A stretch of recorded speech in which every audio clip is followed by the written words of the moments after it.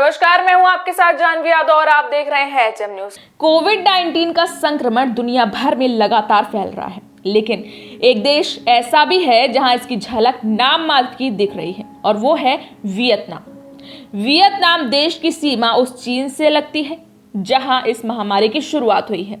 Vietnam की आबादी भी 9.7 करोड़ के आसपास है, लेकिन 23 अप्रैल तक इस मुल्क में कोविड-19 संक्रमण के महज 268 मामले सामने आए हैं। इतना ही नहीं, अब तक वियतनाम में एक भी शख्स की कोविड-19 से मृत्यु नहीं हुई है। शुरुआत में कोरोना वायरस के खिलाफ वियतनाम ने अपने लोगों को जागरूक कर एक तरह से इस महामारी से लड़ने के लिए युद्ध स्तर की तैयारी की, लेकिन अब यहाँ पाबंदियां हटाई जा रही हैं और स्कूलों को फिर से खोलने की इजाजत दी गई है।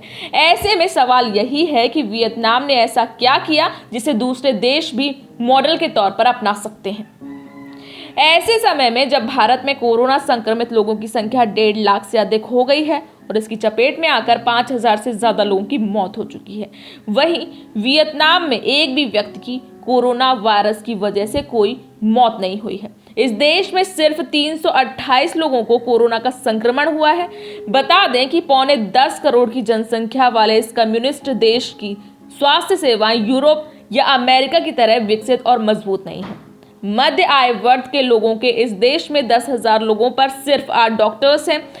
इन प्रतिकूल परिस्थितियों के बावजूद वियतनाम आखिर कैसे कोरोना संक्रमण रोकने में कामयाब रहा?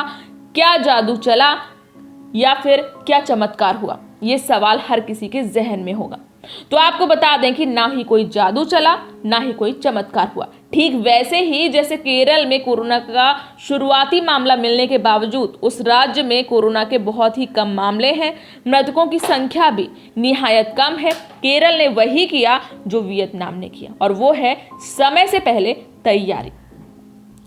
National institute of hygiene and epidemiology में संक्रमण नियंत्रण विभाग के उप प्रमुख फॉर्म क्वांग थाई ने CNN से कहा कि हम WHO के दिशा निर्देश का इंतजार नहीं कर सकते।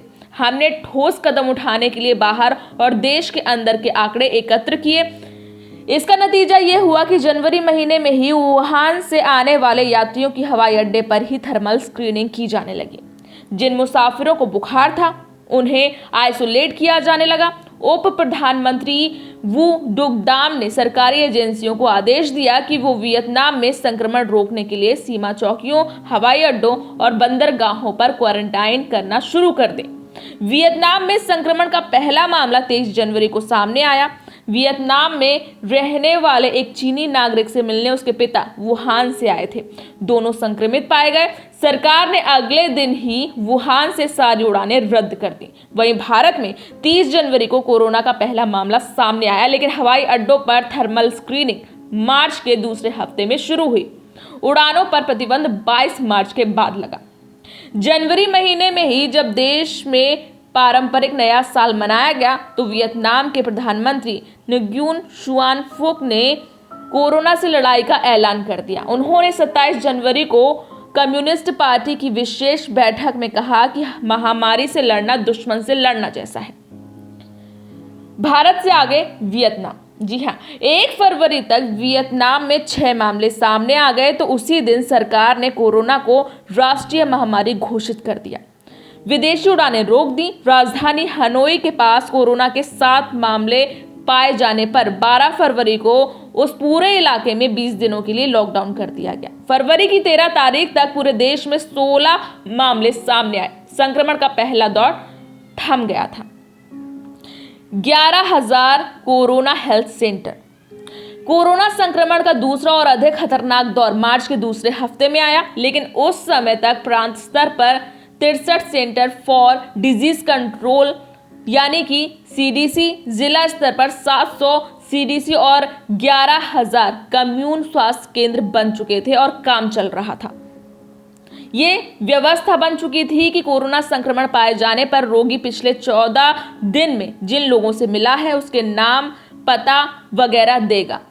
इसकी जानकारी अखबारों में छापी जाने लगी और लोगों से कहा जाने लगा कि यदि वो इन लोगों से किसी तरह के संपर्क में आए हैं तो तुरंत पास के स्वास्थ्य केंद्र पर मुफ्त जांच कराएं। साथ ही स्वास्थ्य केंद्र, अस्पताल और सैनिक शिविरों में क्वारंटाइन केंद्र बनाए गए। जो लोग कोरोना संक्रमित से परोक्ष रूप से संपर्क में आए हैं उन्हें आइसोलेट किया गया। 1 मई तक 70,000 लोगों को सरकारी क्वारंटाइन केंद्रों में रखा जा चुका था। सरकार और कम्युनिस्ट पार्टी का पूरा प्रचार तंत्र लोगों को कोरोना के बारे में हर छोटी जानकारी देने में जुट गया। इसके लिए अलग से वेबसाइट बनाई गई, टेलीफोन हॉटलाइन शुरू कर दी गई, फोन ऐप लॉन्च किया गया, SMS सेवा शुरू की गई। इसका नतीजा ये हुआ कि गांव-गांव में लोगों को कोरोना के बारे में पता चल गया। वो पूरी तरह शिक्षित हो गए, खुद आगे बढ़कर जांच कराने लगे जो पूरी तरह से मुफ्त थी। और भारत की बात करें तो भारत में पहला मामला आने के लगभग 2 महीने बाद लॉकडाउन लगा। उस समय तक संसद, विधानसभा, रेल यात्रा, हवाई उड़ानें, सांस्कृतिक व धार्मिक आयोजन पहले की ही तरह होते रहे। मध्य प्रदेश में सरकार बनाने गिराने का खेल चला। उत्तर प्रदेश में स्वयं मुख्यमंत्री ने रामनवमी के मौके पर धार्मिक कार्यक्रम की अगुवाई की। पश्चिम बंगाल में इसी पार्टी के कार्यकर्ताओं ने प्रतिबंध को घटा बताते हुए बड़े पैमाने पर धार्मिक आयोजन किया। कर्नाटक में इस दौरान विशाल धार्मिक आयोजन हुआ। हजारों लोगों ने रथ खींचा। पूर्व प्रधानमंत्री के पोते का विवाह धूमधाम से हुआ जिसमें वो स्वयं मौजूद थे। दिल्ली में सरकारी अनुमति और पुलिस की मौजूदगी में तबलीगी जमात का कार्यक्रम हुआ जिसमें हजारों लोगों ने शिरकत की। वियतनाम और भारत में कोरोना की लड़ाई का अंतर साफ है और दोनों के नतीजों में भी अंतर साफ है। और हाँ, वियतनाम में किसी ने जादू नहीं किया, ना ही कोई चमत्कार हुआ है। हमारी न्यूज़ आपको पसंद आई हो तो वीडियो को लाइक करें और हमारे साथ जुड़े रहने के लिए चैनल को सब्सक्राइब कर बेल आइकन को जरूर दबाएं जिससे हमारी सारी अपडेट्स आपको मिलती रहें।